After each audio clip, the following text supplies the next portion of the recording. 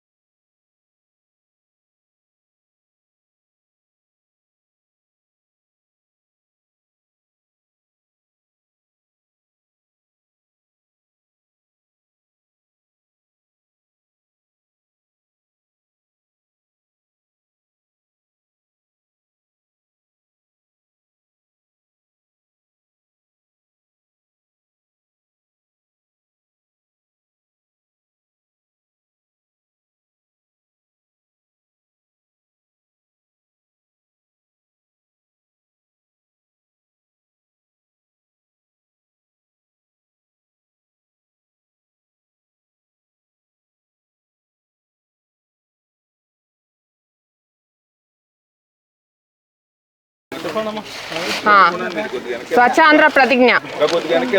నేను నా పరిసరాల పరిశుభ్రత కొరకు ప్రతిరోజు కొంత సమయం కేటాయిస్తానని నా వంతు కృషిగా స్వచ్ఛత కార్యక్రమాల కొరకు శ్రమదానం చేసి పరిశుభ్ర ఆంధ్రప్రదేశ్ సాధించే సంకల్పానికి కట్టుబడి ఉంటానని ఈరోజు పరిశుభ్రత గురించి నేను వేసిన